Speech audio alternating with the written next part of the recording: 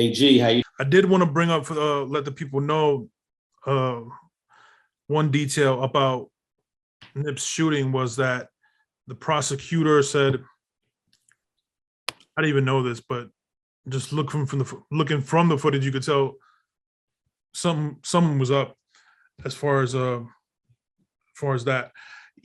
Nip was shot in the spine, and that caused him kind of like to drop where he dropped. And the prosecution also stated that if he had survived, he would have been a quadriplegic. A paraplegic. Paraplegic, so he wouldn't be able to walk again.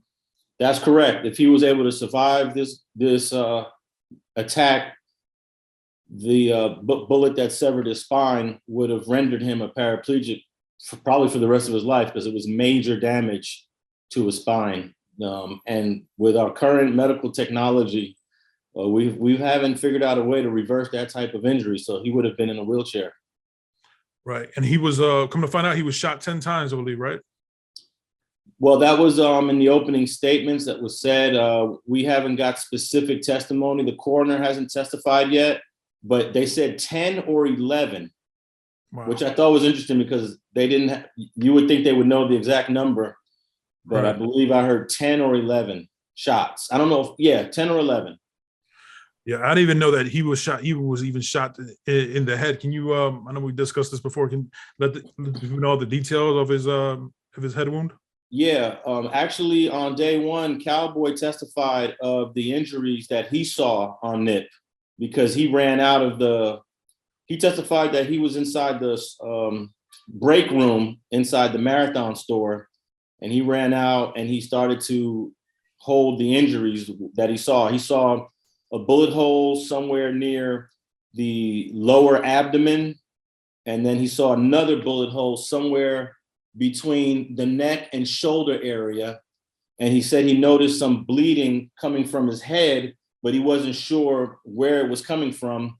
But we later find out that Nip did sustain a gunshot to the head, but it did not penetrate the skull.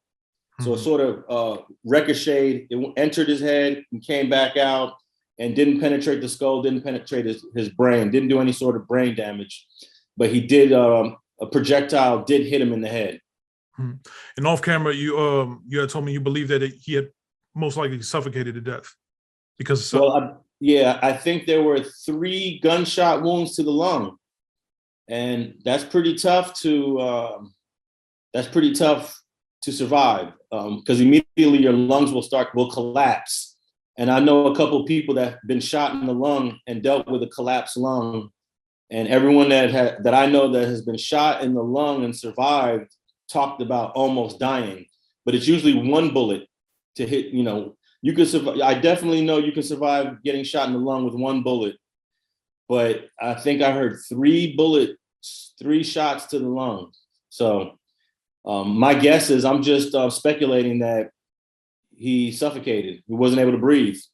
And also, Cowboy testified on day one that he didn't see a lot of blood. It wasn't like a pool of blood where Nip laid.